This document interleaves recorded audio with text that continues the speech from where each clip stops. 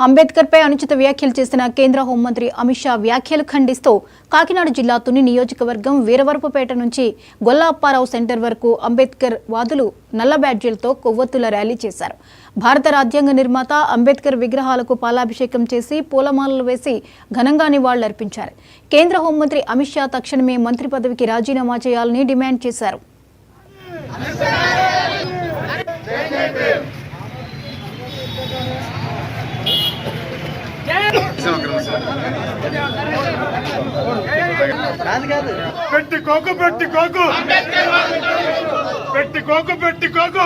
రాజ్యాంగం పుట్టి చీపుడుతూ అంబేద్కర్ అని మాట్లాడుతున్న సందర్భంలో మీటింగ్ లో కూడా ఆయన పుట్టి చీపుడుతూ మాట్లాడే సందర్భంలో అతను జీర్ణించుకోలేక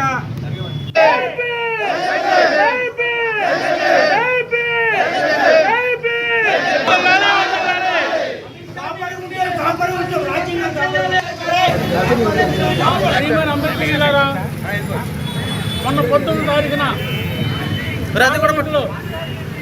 గౌరవనీయ అమిత్ షా గారు, హోమ్ మినిస్టర్ అమిత్ షా గారు అంబేద్కర్ అంబేద్కర్ అంబేద్కర్ ఈ పదాన్ని పలకరించడం పెద్ద ఫ్యాషన్ అయిపోయింది. మీకు దీని బదులు ఈ దేవుడిని చేసుకునే స్వర్గాన్ని వస్తుందా అని చెప్పి అంబేద్కర్ మీద అనుచిత వ్యాఖ్యలు చేసింది చాలా నేరం, తప్పది.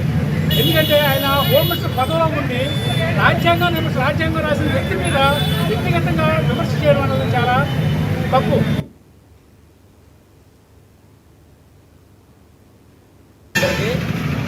మరి ఈరోజు యావత్ భారతదేశం అంతా కూడా మరి గతంలో జరిగినటువంటి పార్లమెంటు సమావేశంలో ప్రపంచ మేధావి ఈ దేశానికే దిశ చూపినటువంటి బాబాసాహెబ్ అంబేద్కర్ని నామవాచకంతో అనుచిత వ్యాఖ్యలు చేసినటువంటి అమిత్ షా అతని యొక్క మంత్రి పదవి నుంచి బర్తరఫ్ చేయాలని మరి తుని అత్తిపాడు మాంకినపేట నియోజకవర్గాలకు చెందినటువంటి మరి దళిత నాయకులందరూ ఈ తుని వీరవారపేట నుంచి అంబేద్కర్ 12% ఉన్నటువంటి అంబేద్కర్ విగ్రహం దాకా శాంతియుతమైనటువంటి క్యాండిల్ నిర్వహించబడింది. దీని ఉద్దేశం ఏంటంటే ఈరోజు భారత రాజ్యాంగం అనేది లేకపోతే అమిత్ షా అనేటువంటి ఈ యొక్క మత భావజాలం ఉన్నటువంటి మనువాద భావజాలంతో అధికారం